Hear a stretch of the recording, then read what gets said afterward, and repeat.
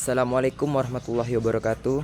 Innal hamdalillah nahmadu wa nasta'inu wa nasta'inuhu wa min syururi anfusina wa min sayyiati a'malina may yahdihillahu fala mudilla wa man yahdihillahu fala hadiyalah. Asyhadu an la ilaha illallah wa asyhadu anna Muhammadan abduhu wa rasuluhu la nabiyya ba'dah. Alhamdulillah, sekarang saya sudah sampai berada di Pondok Pesantren Al-Amin Perinduan yang terletak di Desa Kecamatan Pragaan yang berada tepatnya di Sumeneb, daerah ujung timur Pulau Madura, Indonesia. Dan di sini saya berada di tepatnya, lebih tepatnya ya berada di Al-Amin 2, Al-Amin Pusat. Yang dimana di sini saya menginjakkan kaki di makam para pemimpin kiai, para pemimpin Pondok Pesantren Al-Amin yang sudah menjadikan Al-Amin sangat besar, dan yang menjadikan sebuah Al-Amin menjadi sebuah pondok pesantren terkemuka di Indonesia. Alhamdulillahirabbil alamin. Ya. Dan di sini terdapat makam dari Al-Murabbi Syekhona, tiga murabbi, tiga syekhona yang ketiga-tiganya masih merupakan saudara kandung semua dari ayahnya, yang ayahnya itu sudah adalah sang pelopor Pondok Pesantren Al-Amin Perinduan Sumeneb, Madura. Beliau masing-masing bernama Kiai Haji Muhammad Tijani Jauhari, dan adiknya bernama Kiai Haji Muhammad Idris Jauhari, dan terakhir Kiai Haji Maktum Jauhari. Afan. Nah, jadi beliau ini merupakan tiga bersaudara yang masing-masing itu memimpin Pondok Pesantren Al-Amin dengan gaya yang berbeda, tapi bisa membuat Al-Amin lebih berkembang lagi, bisa membuat Al-Amin itu lebih sangat maju. Alhamdulillah. Dan pondok pesantren ini menganut sistem tarekat Tijaniyah ya. Jadi mereka di setiap kepemimpinannya, gaya kepemimpinannya itu selalu mengajarkan dan memberikan tarekat Tijaniyah, ajaran atau amalan-amalan tarekat Tijaniyah, sehingga para muridnya itu bisa tahu tentang tarekat Tijaniyah tersebut. Ya. Subhanallah sekali, jasa-jasa beliau itu tidak akan mungkin terlupa, apalagi terhadap perkembangan tarekat Tijaniyah yang berada di Pulau Madura, yang katanya menjadi tarekat Tijaniyah terbesar ya di Indonesia ya, di suatu daerah yang berada di Indonesia itu, khususnya di Madura ya. Beliau ini subhanallah menjadi sebuah pelopor tarekat Tijaniyah. Memang dari atasannya, dari para pendahulunya, dari buyut-buyutnya, kakeknya, itu mereka sudah menerapkan tarekat Tijaniyah ini dengan sangat baik. Oke, nanti ini sekilas tentang makamnya, sekilas tentang sebuah makbaroh yang berada di Pondok Pesantren Al-Amin 2, Al-Amin Pusat. Nah, di sini pemimpinnya itu 3 yang berada di Al-Amin Pusat, dan makam untuk ayahnya atau Muhammad Kiai Haji Jauhari Khotib itu berada di tempat terpisah. Nah, di sini di Pondok Pusat ini hanya terdapat 3 makam pemimpin yang setelah saya sebutkan tadi, yang tiganya merupakan anak dari Kiai Haji Jauhari Khotib yang merupakan pelopor Pondok Pesantren Al-Amin Perinduan, dan merupakan anak dari perintis Pondok Pesantren Al-Amin Perinduan, yaitu yang bernama Kiai Ahmad Khotib. Ya, jadi Kiai Ahmad Khotib dimulai dari perintisnya Kiai Ahmad Khotib, terus dilanjutkan lagi oleh anaknya Kiai Jauhari Khotib, dan Jauhari Khotib itu memiliki 3 anak yang bernama Syekh Muhammad Tijani, Kiai Idris, dan Kiai Maknum Jauhari, yang mereka itu sama-sama memimpin Alamin dengan gaya-gaya berbeda yang seperti saya jelaskan tadi. Oke, nanti sebelum saya akan membahas bagaimana perkembangan sejarah singkat perkembangan Pondok Pesantren Alamin sehingga bisa menjadi besar seperti ini, dan hubungan Thariqat Tijaniyah, perkembangan Thariqat Tijaniyah di sini, bagaimana sih sistem Thariqat Tijaniyah yang ada di Pondok Pesantren Alamin. Nah, saya akan menjelaskan dulu nanti sejarah berdirinya Thariqat Tijaniyah dan apa sih itu Thariqat Tijaniyah, siapa sih pelopor pertama, ulama pertama Thariqat Tijaniyah. Nanti saya akan jelaskan dulu, baru nanti saya akan terakhir menjelaskan tentang sekilas tentang Alamin ini. Baik.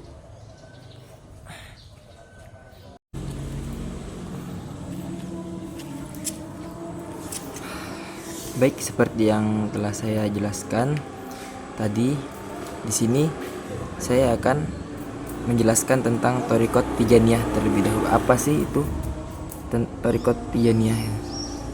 Thariqat Tijaniyah itu adalah thariqat yang didirikan, thariqat yang berdiri tepatnya pada tahun 1996 Hijriah atau 1781 Masehi, yang didirikan oleh Imam Ahmad bin Muhammad bin Mukhtar At-Tijani Al-Jazari. Nah, nama Tijani ini diambil dari suku Tijaniyah, yaitu suku yang hidup di sekitar wilayah di Tilmisan Aljazair, seperti itu, masih di bagian Afrika gitu ya. Kabilah Tijaniyah itu adalah keluarga Syekh Ahmad At-Tijani ini gitu. Jadi kabilah yang ada di Aljazair, yang tepatnya berada di daerah Tijaniyah, itu masih satu keluarga pada Syekh Ahmad At-Tijani dan keluarga-keluarga lainnya. Dari mana? Dari pihak ibu dan pihak ayah. Dan pada kabilah inilah lebih dikenal dengan sebutan marganya sebagai lazim, disebut dengan Tijani. Jadi gara-gara banyaknya kabilah-kabilah yang satu keluarga dengan ayah dan ibunya Imam Ahmad At-Tijani ini, maka kabilah ini ujungnya disebut dengan kabilah Tijani. Dari keluarga atau kabilah Tijaniyah ini banyak lahir dan ulama-ulama wali agung. Jadi memang banyak wali-wali yang tumbuh di sini ya, banyak wali-wali yang berasal dari kabilah Tijaniyah ini. Baik, berbicara tentang seorang ulama, pasti kita juga berbicara tentang nasabnya. Bagaimana kita mengetahui nasabnya dari dia sampai nantinya kepada Rasulullah SAW. Nasab beliau adalah Ahmad bin Muhammad bin Mukhtar bin Ahmad bin Muhammad bin Salim bin Abu Al-Id bin Salim bin Ahmad Al-Uwani bin Ahmad bin Ali bin Abdullah bin Abbas bin Abdul Jabbar bin Idris bin Ishaq bin Ali Zainal Abidin bin Ahmad bin Muhammad atau Nafas Zakiyah bin Abdullah Al-Kamili bin Hasan As-Sibti bin Hasan Al-Mutsanna bin Ali dan Fatimah binti Rasulullah. Jadi di sini sudah jelas ya bahwasanya ada betulan nasab yang dari Rasulullah turun temurun kepada langsung Syekh Ahmad Tijani ini. Ahmad Tijani sendiri itu dilahirkan pada tahun 1150 Hijriah atau bertepatan pada 1737 Masehi di daerah Ain Madawi atau yang biasa kita kenal dan kita sebut adalah Al-Badawi ya, Al-Madawi ya, yang masih masuk di daerah situ, daerah Aljazair, di daerah Tilmisan Aljazair. Jadi masih di daerah situ ya tempat tanggal lahirnya. Jadi memang tempat tanggal lahirnya dengan asal muasal nama Thariqat Tijani dan atau dengan kabilahnya itu masih sama, Syekh Ahmad Tijani ini. Ahmad Tijani itu sejak kecil sudah digembleng dengan pendidikan Islamiyah yang ketat, sehingga pada umur ketika beliau pada umur 7 tahun, beliau sudah hafal Al-Quran di bawah bimbingan Syekh Sayyid Isa di daerah Uhasmadi. Jadi Syekh Sayyid Isa ini adalah pelopor guru pertama dan guru utama yang menjadi pilar utama. Syekh Ahmad Tijani ini mempunyai sebuah tarekat yang sangat besar dan berpengaruh di dunia.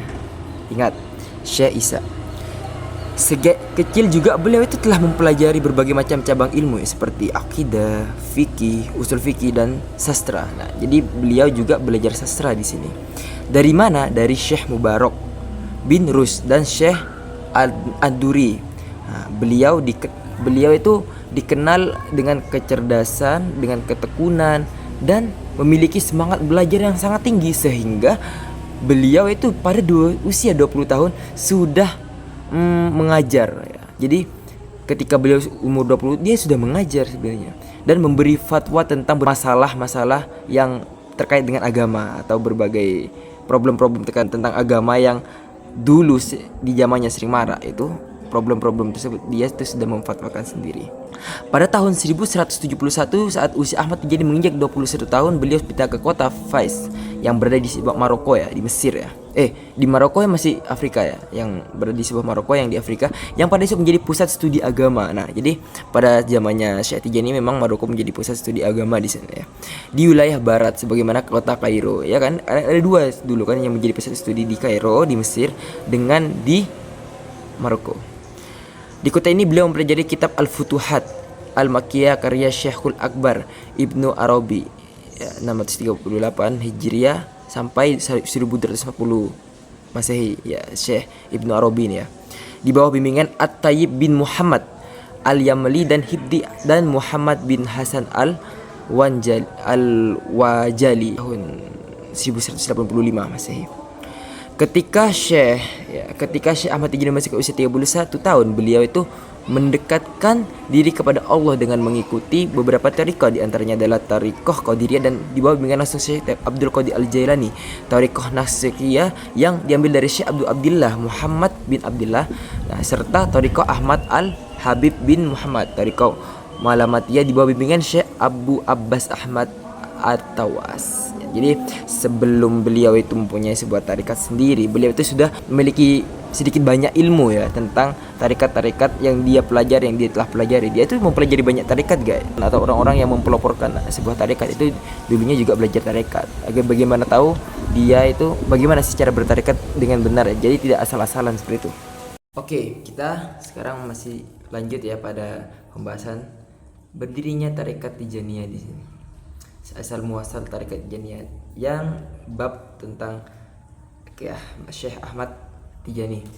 Saya masih berada di pondok pesantren Al-Amin Perinduan. Nah, ketika beliau Syekh Ahmad Tijani dia itu telah berumur 31 tahun dan dia telah mengajar. Nah, maka beliau melanjutkan pendidikannya kepada ke beberapa pesantren dan beberapa syekh-syekh terkenal pada zaman itu. Seperti ketika beliau ke Zawiyah yang bertemu dengan Syekh Abdul Qadir yang beliau belajar tasawuf di sana, dan juga beliau merantau ke desa Azwari yang masih daerah Aljazair dan beliau bertemu dengan Sayyid Ahmad bin Abdurrahman ya, yang belajar kitab Al-Hikam dengan sangat tekun di sana ya. Kitab Al-Hikam karangan Ibnu Athaillah ya, beliau belajar kepada Syekh Ahmad bin Abdul Rahman. Sekarang kita lanjut pada sebuah peristiwa-peristiwa yang telah beliau alami ketika beliau telah belajar atau berguru kepada banyak syekhnya. Pada tahun 1996 Hijrah, tepatnya ketika Syekh Ahmad Tijani berusia 46 tahun, beliau pergi ke pedalaman Aljazair, tepatnya di daerah Samgun, untuk melakukan khalwat, hingga disitulah beliau mendapatkan al-futuh, keterbukaan. Apa ini maksudnya keterbukaan? Yaitu beliau bertemu Rasulullah dalam keadaan sadar. Bayangkan, dalam keadaan sadar beliau bertemu Rasulullah. Terjaga bukan dalam keadaan mimpi, ya, bukan dalam keadaan mimpi. Beliau bertemu Rasulullah membimbing menalkin Syekh Ahmad Tijani dengan membaca istighfar 100 kali, selawat 100 kali, dan selanjutnya Rasulullah itu bersabda kepada beliau, Bismillahirrahmanirrahim, La munnata li makhluqa alaika min asya'al at-turiku fa anna wastitauka wa muminnatuka ala tahqiqi fatarka anka jami'a ma akhadta min jami'it tariqo wa qala ar-ram azam hadhihi tariqatu min ghairi khuluwatin wala i'tizala an-nasi hatta tasila maqamaka alladhi wa'idta bihi wa anta ala halika min ghairi daiqa wala haraji wala kathrati majahadati wa turuku anka jami'il awliya. Yang artinya tidak ada karunia bagi seorang makhluk dan guru-guru thariqat atas kamu, maka akulah perantara dan pembimbingmu secara nyata. Oleh karena itu, tinggalkanlah semua thariqah yang telah kamu ambil. Tekunilah thariqah ini tanpa khalwat dan menghindari manusia sampai kamu mencapai kedudukan yang telah dijanjikan kepadamu, dan kamu tetap berada pada keadaanmu tanpa kesempitan, tanpa susah payah, tidak banyak mujahadah, dan tinggalkanlah semua wali. 4 tahun berikutnya, ketika beliau genap berusia 50 tahun, Syekh Ahmad Tijani mencapai martabat Al-Qutb Al-Jamal dan Al-Qutb Al-Uzma, yang pokoknya di Padang Arafah, Makkah Mukarramah pada tahun yang sama, hari ke-18 bulan Safar, beliau dianugerahi sebagai Al-Khatam Al-Auliya Al-Maktum, atau bisa disebut dengan penutup para wali yang tersembunyi, yang khaf, yang tersembunyi gitu, yang tidak terang-terangan gitu. Hari inilah yang kemudian diperayakan oleh jamaah ikhwan dan para muhibbin Thariqah Tijaniyah sebagai Idul Khatmi, seperti itu. Meninggalnya beliau meninggal di Fes, Maroko pada tahun 1230 Hijriah. Sejauh ini At-Tijani itu tidak meninggalkan karya tulis tasawuf yang diajarkan dalam thariqatnya ya. Ajaran-ajaran thariqah ini itu hanya dapat dirujuk dalam bentuk buku-buku karya murid-murid, misalkan Jawahir Al-Ma'ani wa Bul Al-Ma'ani fi Faidi Syekh At-Tijani, Kasyf Hijab Aman Talaqam At-Tijani bin Azwab, dan Asyir Al-Bab fi Faid Ahmad At-Tijani. Dua kitab yang disebut pertama tadi itu ditulis langsung oleh murid-muridnya At-Tijani, Syekh At-Tijani tadi, dan dipakai sebagai panduan para muqaddam dalam persyaratan masuk ke dalam thariqah Tijaniyah pada abad ke-9. Jadi pada abad ke-9 ketika ada seseorang luar ingin sepenuhnya dia itu masuk pada thariqah Tijaniyah atau ingin sepenuhnya menganut thariqah Tijaniyah, ingin masuk, maka mereka itu harus menghafal atau memahami atau menghatamkan dua buku yang tadi telah disebutkan, yaitu Al-Ma'ani wal Buluku Al-Mani fi Faidi Asy-Syaikh At-Tijani, Kasyf Al-Hijab Aman Talaqam At-Tijani min Al-Azab. Nah, itu dua buku yang tadi telah disebutkan itu, mereka harus menghafalnya dan mereka harus memahaminya. Maka itu merupakan syarat untuk menjadi pengikut thariqat Tijaniyah. Oke, setelah kita membahas tentang sekilas tentang biografi Syekh Ahmad Tijani ya, atau seorang pendiri dari thariqah Tijaniyah dengan nasab-nasabnya dan juga kapan beliau meninggal, kapan beliau mulai belajar, dan kapan beliau meninggal. Sekarang kita akan masuk kepada sejarah perkembangan thariqah Tijaniyah. Jadi bagaimana sih perkembangan thariqah Tijaniyah, bagaimana thariqah Tijaniyah itu awal mulanya bisa berkembang secara pesat, dan bagaimana masuknya thariqah Tijaniyah di Indonesia. Itu yang utama.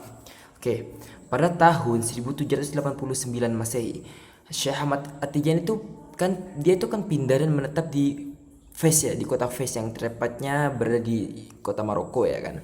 Syekh Ahmad Tijani ini mengajak Sultan Maulana Sulaiman, pada kala itu sultan yang dulu berkuasa di Maroko, pada tahun 1238 Hijriah, untuk apa? Untuk mengembangkan thariqah ini di wilayah kekuasaan Syekh Sulaiman, yaitu Maroko ya kan. Sampai Syekh Ahmad Tijani ini meninggal dunia pada yang telah disebutkan tadi kita itu pada hari Kamis 17 Sya'ban 1230 Hijriah, dan dimakamkan di kota Fes, Maroko. Beliau itu mempunyai dua orang putra, yaitu Syed Muhammad Al-Habib dan Muhammad Al-Kabir. Nah, inilah yang menjadi babak pertama daripada menyebarnya segala bentuk tarekat Tijaniyah ini. Sejak dimulai pada tahun 1787. Selain di Maroko itu pengikutnya kemudian banyak tersebar di wilayah Aljazair, Tunisia, Mesir, Palestina, Sudan, Mauritania, Senegal, dan Nigeria. Jadi masih yang dekat-dekat Afrika gitulah, yang tidak jauh dari Afrika. Dan dan ada sebagian kecil dari wilayah Timur Tengah itu. Tarikoh. Nah, sekarang kita ini masuk kepada sejarah bagaimana sih Thariqah Tijaniyah itu awal mula masuk kepada Indonesia. Sejarah perkembangannya Thariqah Tijaniyah awal mulanya yang masuk kepada negara kita tercinta, negara Indonesia. Pada mulanya Thariqah Tijaniyah itu dibawa masuk ke Indonesia kira-kira tahun 1920-an lah. Oleh siapa?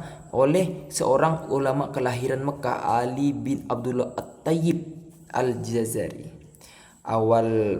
Awal perkembangannya itu di tanah air itu thariqah ini nih mendapatkan pertentangan dari mana, dari masyarakat dan juga dari thariqah lain yang sudah masuk pada Indonesia terlebih dahulu, dan yang telah mapan lah, yang intinya yang sudah punya nama seperti itu.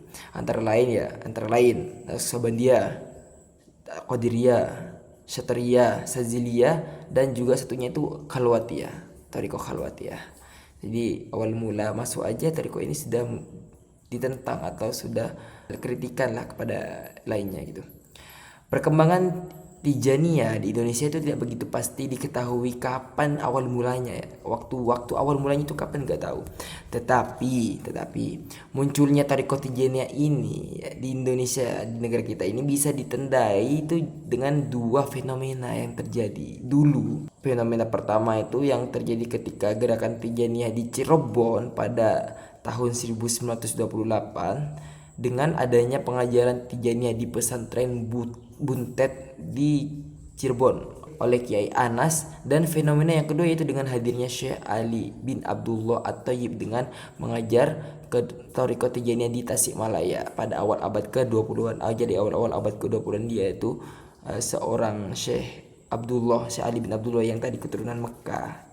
Syekh Ali ini mulai menulis kitab Munyat Al-Murid yang menjelaskan mengenai sanad Thariqah ini, dan guru-gurunya terdahulu ya, yang kemudian itu diajarkan kepada murid-muridnya secara meluas.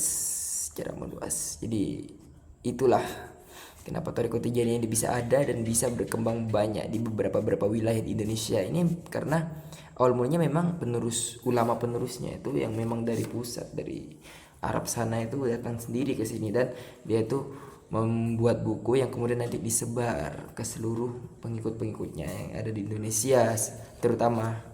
Saat ini Thariqah Tijaniyah itu merupakan salah satu dari 43 macam thariqah yang ada di Indonesia ya, atau thariqah yang diakui keabsahannya 43 guys. Jumlah jamaah thariqah ini itu di tanah air itu sekitar 10 juta jiwa, dan sekitar 40% dari mereka adalah kalangan kiai dan pemimpin pondok pesantren yang tersebar di 14.657 pesantren. Bayangkan 14.657 pesantren telah menganut ini. Salah satunya adalah Kiai Jauhari Khotib yang sendiri dari Pondok Alamin Perinduan yang juga menganut thariqah Tijaniyah ini.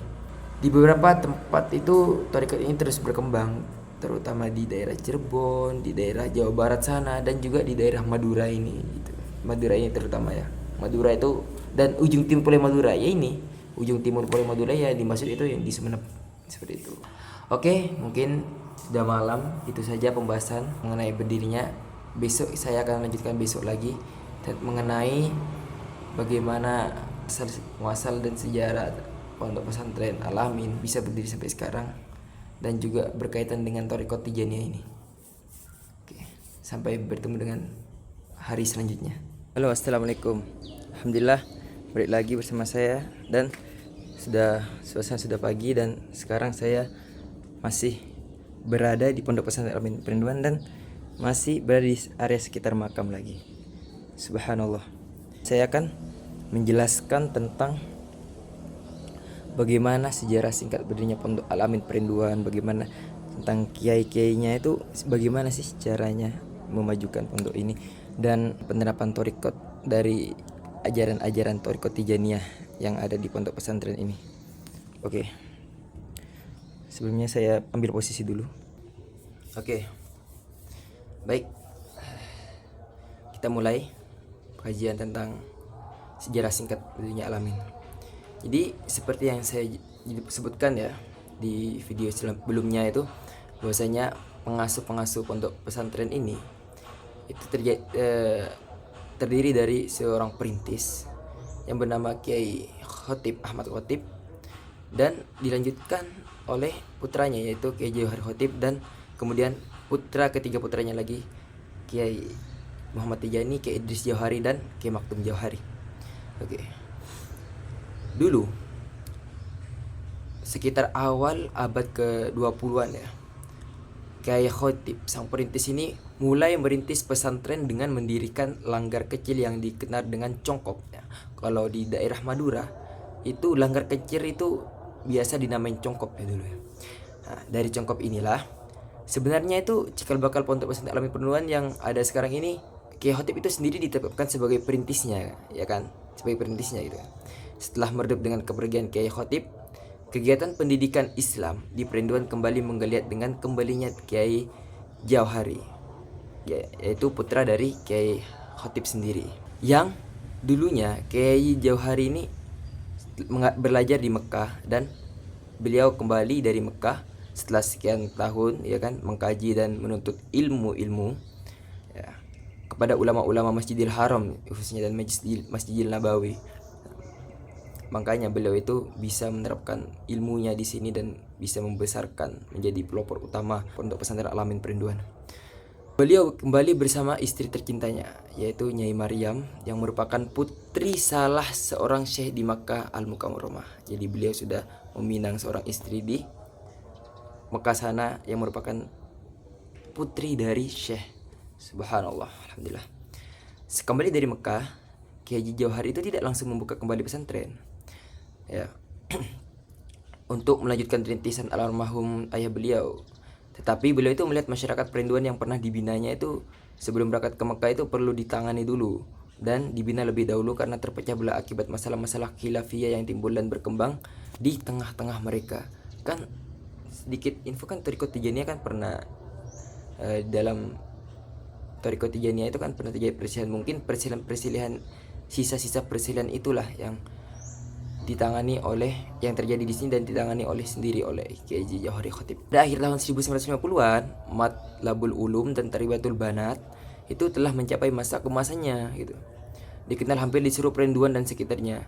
Namun sayang, kondisi umat Islam yang pada masa itu diterpa oleh badai politik dan perpecahan memberi dampak cukup besar di Perinduan dan Matlabul Ulum, memecah persatuan dan persaudaraan yang baru saja terbangun setelah melewati masa-masa penjajahan pimpinan guru dan murid-murid.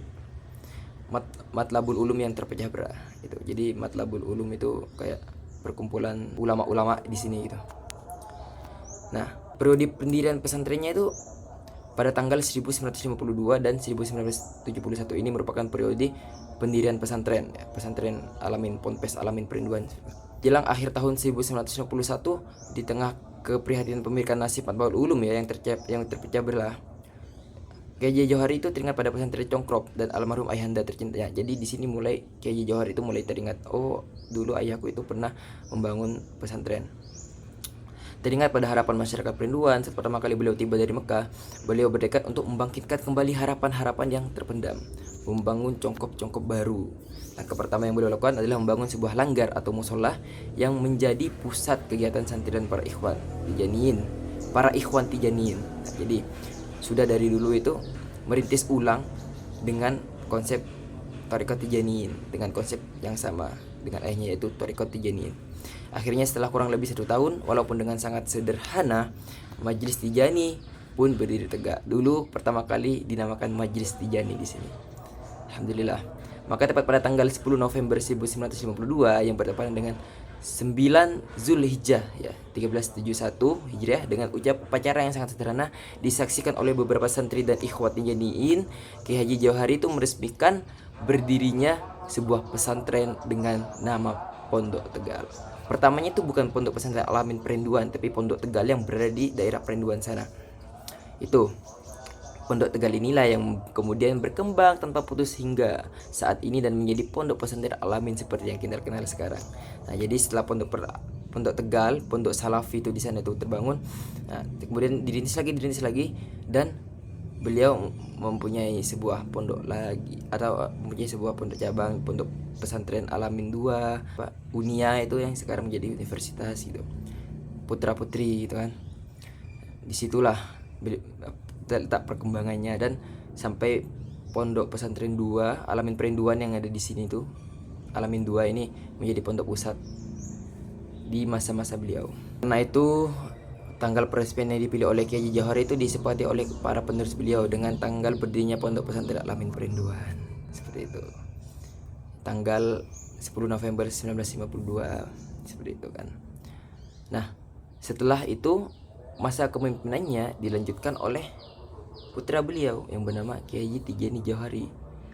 Nah, Kiai Tijani Johari ini merupakan putra pertama dan merupakan kiai putra yang pertama kali itu belajar dengan tekun di Timur Tengah. Jadi beliau dengan bekal belajar dengan tekun di Timur Tengah, beliau balik ke sini dan menjadi pemimpin yang membawa amal atau membawa ajaran-ajaran ilmu-ilmu Timur Tengah. Dan kemudian dilanjutkan lagi oleh adiknya Kiai Idris Johari.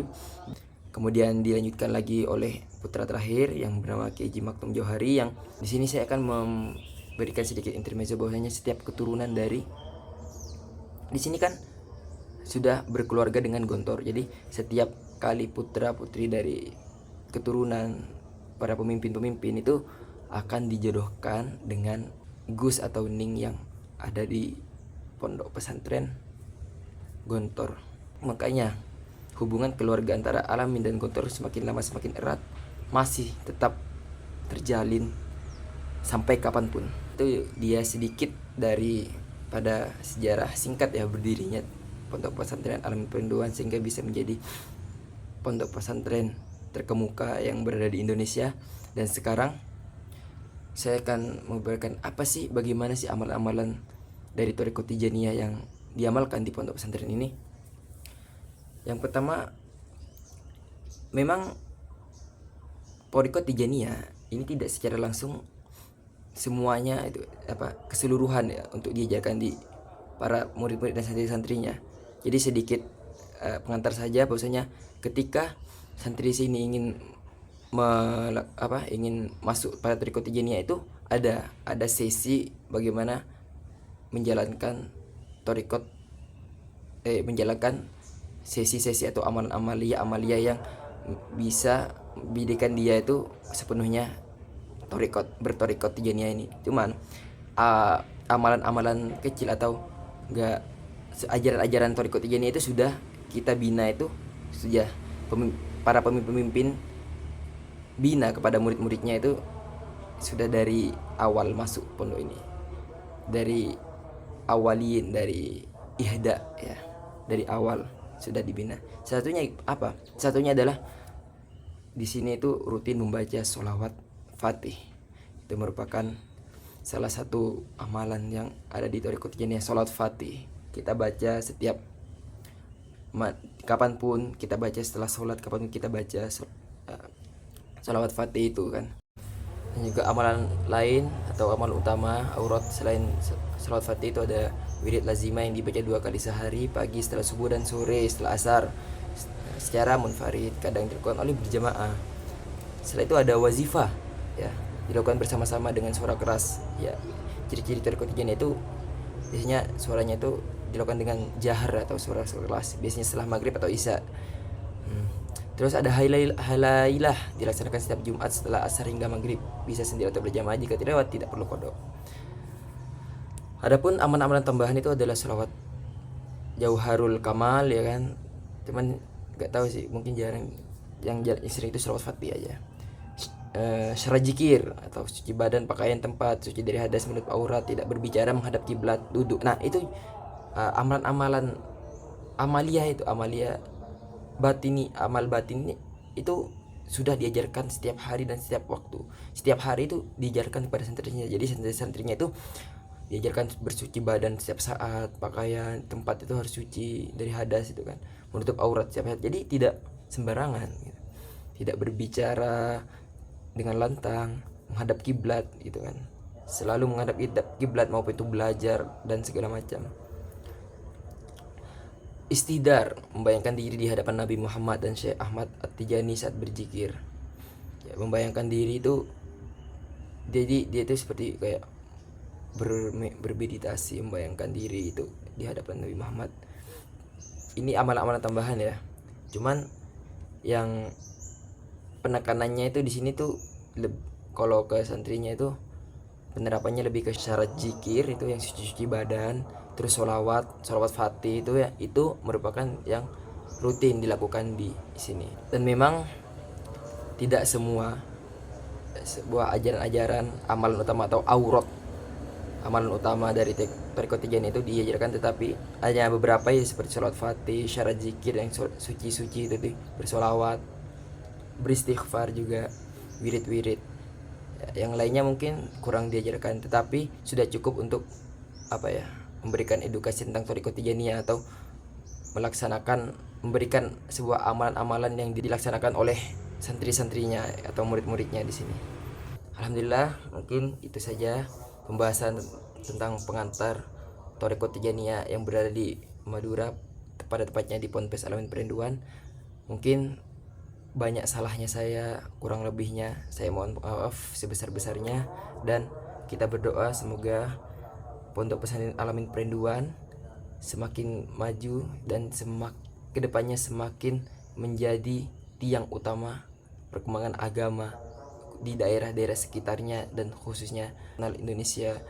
Dan juga semoga para penerus pemimpin dari ulama-ulama juga dari Ponpes Al-Amin Perinduan bisa menjadi pelopor keilmuan agama yang sangat-sangat bisa menjadi contoh yang baik. Mungkin itu saja dari saya. Saya Theodi Syarif Lidya Saragi, saya pamit undur diri. Ini idza wajadta minkum minni al khotoats wal wajarat afwan minni. Ya. Wal akhir aku lulakum. Assalamualaikum warahmatullahi wabarakatuh.